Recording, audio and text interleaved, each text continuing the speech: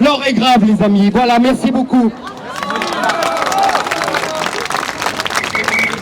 Bonjour à tous. Après avoir interviewé le capitaine Bernadotte il y a quelques semaines lors de la manifestation organisée par Place d'Armes, je suis très heureux en tant que citoyen cinéaste, d'intervenir ici en citoyen libre sans avoir eu à répéter mon texte, commandité par rien d'autre que l'envie de servir des causes supérieures de justice, de liberté et de vérité qui font tant défaut. Je tiens à dire ici publiquement en tant que citoyen que c'est très réconfortant de voir une deuxième fois la grande muette sortir de sa réserve et de son silence et s'exprimer enfin de plus en plus consciente des dangers qui s'accumulent sur notre bon vieux pays millénaire et de l'urgence à l'endiguer. Malgré toute la malhonnêteté intellectuelle qui anime les médias mainstream, qui ne sont rien d'autre que des organes de propagande du pouvoir, je n'ai vu chez tous ces militaires aucune volonté de putsch, ni aucune envie de dictature, mais plutôt un besoin et une envie de se rapprocher du peuple et de créer une collision avec lui et de souder des liens forts, étant donné l'urgence de freiner une dictature qui est bien en marche, celle-là, avec tout l'aval des oligarchies mondialistes et de la banque, et une tyrannie qui s'installe insidieusement depuis des décennies et de plus en plus à découvert sans que la majorité des citoyens ne s'en aperçoivent,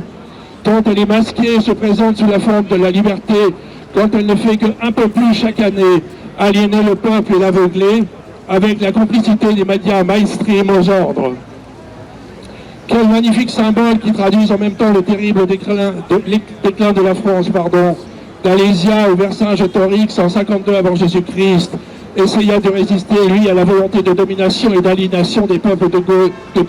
par Jules César, jusqu'au ministère des Finances, servant lui toutes les volontés de l'UE, plongeant ainsi le peuple de France dans la précarité et les mettant sous la domination et l'aliénation de l'UE. Bercy, c'est aussi ce lieu où logea celui qui emmerde les non-vaccinés, les traite de sous-citoyens, pour chercher à diviser les Français entre eux et instaurer pour la première fois dans notre pays un apartheid. Celui qui trouve qu'on dépense un pognon de dingue pour les minima sociaux, mais pas pour les cabinets conseils de McKinsey, qui ont été payés si grassement pour conseiller d'abaisser les 5 euros les APL des étudiants. Un pognon de dingue pour tous les personnels soignants et les pompiers, ces forces vives de la nation, condamnées à la mort économique et sociale, mais pas pour la contribution à l'UE de 170 000 euros pour armer les grands démocrates qui dirigent l'Ukraine. Celui qui a toujours sacrifié le service public dans la même ligne ultralibérale et antisociale de ses prédécesseurs, qui ont fermé des lignes ferroviaires pour sauver la SNCF, qui ont fermé des classes pour sauver l'école. Lui vient de fermer pendant tout son quinquennat des milliers de lits pour sauver l'hôpital. Quand va-t-on enfin voir tous ces corrompus ayant le plus total mépris de la France et des Français fermer leur gueule pour sauver la France?